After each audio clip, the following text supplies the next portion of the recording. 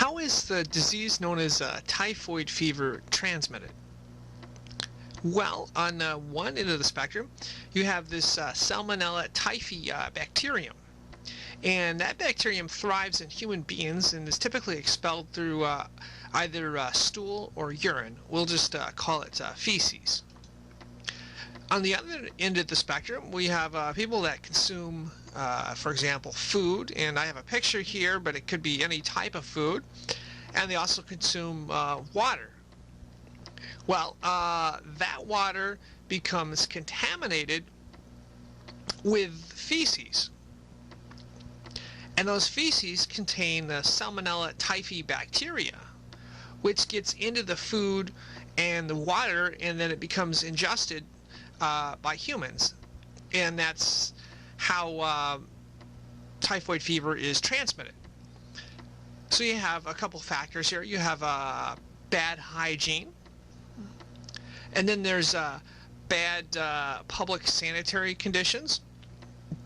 Now, if you notice here, I have a map of different countries and how typhoid fever is in these countries. Some countries are worse than others, but typically the countries that have the bad problems have a problem with bad public sanitation conditions, and the countries that don't have a problem with Salmonella typhi bacteria have good sanitation conditions. You can also have flying insects that feed on the feces and can further contaminate. Now, chlorinization of water also helps reduce the risk of water being contaminated by the Salmonella typhi bacteria. One other note about transmission is that a person may become an asymptomatic carrier of typhoid fever. What that means is they don't have any symptoms and they're perfectly healthy. However, they are capable of infecting others with the disease. And one estimate I read was that approximately 1 in 20 people who contact typhoid continue to carry the disease after they completely recover from that. Signs and symptoms include fever, body aches, diarrhea, vomiting. Now, one must be careful when we get to the diagnosis stage, because these signs are similar to that of malaria. Other signs and symptoms include fatigue, abdominal pains, constipation. Now, classically, there are 4 stages of typhoid fever. Stage 1 is where the temperature rises. There's a fever, headache, cough. Stage 2, you get to a high fever plus diarrhea. Stage 3 is where the complications occur. It's typically 2 to 3 weeks in.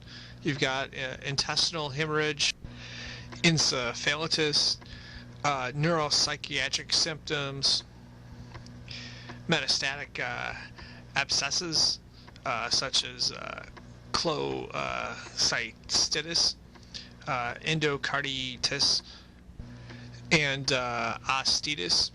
Also, you have dehydration could be a possible complication.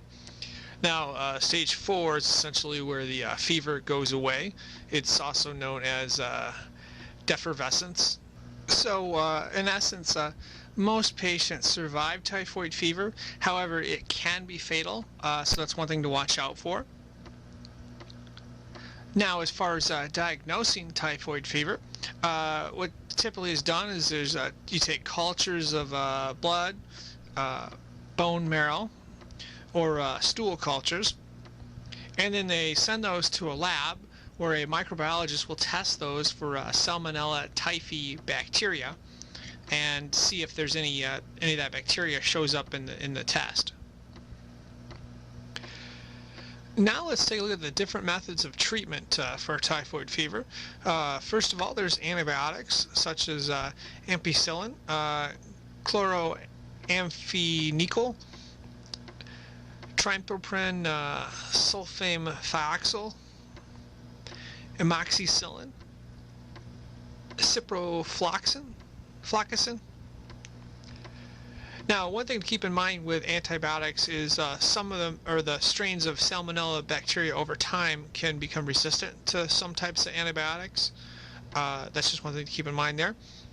There's also oral rehydration therapy.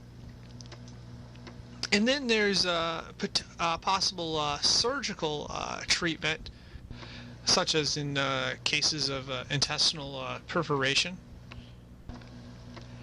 Now, on the prevention side, there are vaccines available, such as the oral TY21A and the injectable typhoid polysaccharide.